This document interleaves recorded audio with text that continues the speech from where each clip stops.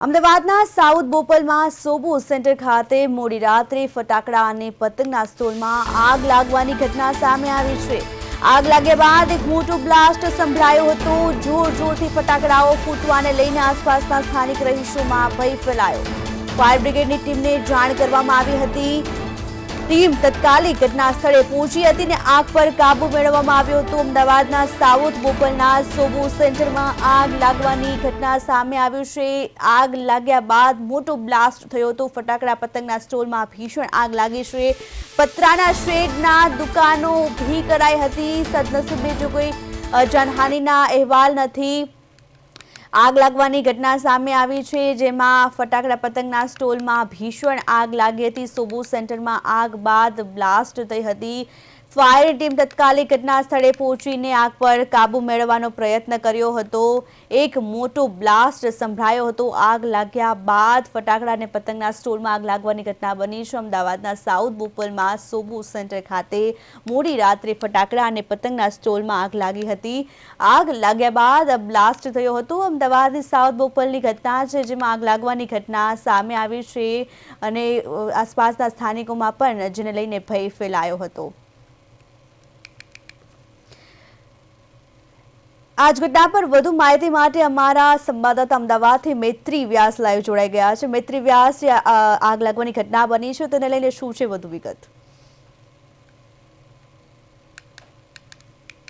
જી પ્રિયલ, બિલકુલ અમદાવાદના સાઉથ બોપલમાં આગ લાગવાની ઘટના બની હતી। મોડી રાત્રે આ બનાવ બન્યો હતો, જેમાં પતંગની દુકાન અને ફટાકડાની જે દુકાન હતી તેમાં આગ લાગવાની જે આ ઘટના બની હતી।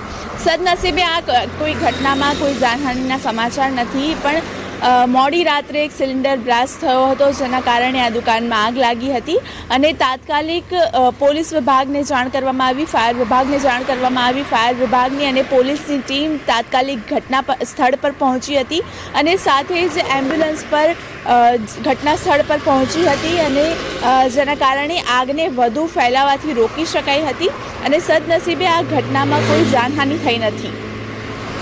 જી મૈત્રી, ફાયરની કેટલી ટીમ ઘટના સ્થળે પહોંચી હતી અને આગ પર કાબુ મેળવવાનો પ્રયત્ન કર્યો હતો અને કેટલા જહેમત બાદ છે આગ પર કાબુ મેળવવાનો પ્રયત્ન કર્યો હતો?